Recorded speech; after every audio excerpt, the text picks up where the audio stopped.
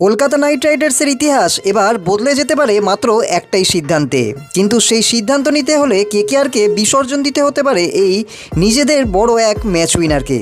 আর সেই খেলোয়াড়ের বদলেই এবার নাকি দলে আসতে চলেছেন হার্দিক পান্ডিয়া। কিন্তু প্রশ্ন হলো, একজন সুপারস্টারের জন্য কি এই প্লেয়ারের ভবিষ্যৎ বাজি রাখা উচিত হলো? আজকের ভিডিওতে আমি জানাবো আপনাদের সেই একটা বড় আপডেট। বন্ধুরা, আইপিএলের ট্রেড উইন্ডো যতই এগোচ্ছে ততই নতুন নতুন প্ল্যানিং সামনে আসছে। বিভিন্ন রিপোর্ট এবং ক্রিকেট মহলে জোর গুঞ্জন চলছে হার্দিক পান্ডিয়া নাকি বড়সড় অদল বদলের জন্য আলোচনা করছে। কথা হচ্ছে কেকেআরের নতুন অধিনায়ক কে হবেন। যদি অভিজ্ঞ ক্যাপ্টেন্সির জন্য ভাবা হয় তাহলে হার্দিক পান্ডিয়ার মতো ক্রিকেটার খুব কমই আছেন। তিনি শুধু একজন অলরাউন্ডার নন, বরং ম্যাচের হাল সবসময় ধরতে পারেন, চাপ সামলাতে পারেন এবং মাঠের বাইরেও তার ব্র্যান্ড ভ্যালু খুব ভালোই। কিন্তু এখানেই আসছে এক বড় টুইস্ট।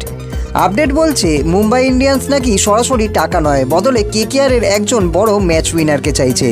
আর তার প্রথম নামই হচ্ছে রিঙ্কু সিং, যে রিঙ্কুকে কেকেআর বছরের পর বছর ধরে গড়ে তুলেছে, যে অসংখ্য ম্যাচে একাই দলকে জিতিয়েছে। আজ তিনি শুধু একজন ক্রিকেটার নন, কেকেআরদের বড় একজন আবেগ, আর তাকেই চেয়ে বসেছে মুম্বাই ইন্ডিয়ান্স। এছাড়াও রিঙ্কুর মতো দ্বিতীয় একজন প্লেয়ারকেও মুম্বাই ইন্ডিয়ান্স চাইছে, তার নাম হলো বরুণ চক্রবর্তী।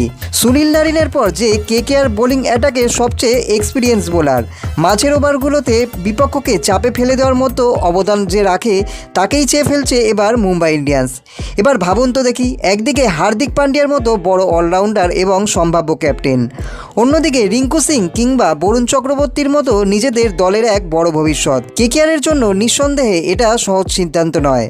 আমার মতে শুধু বড় নাম দেখেই ট্রেড করাটা ঠিক হবে না, কারণ একটি সফল দল গড়ে তুলতে এরকম বিভিন্ন প্লেয়ারকে বছরের পর বছর বানাতে হয়।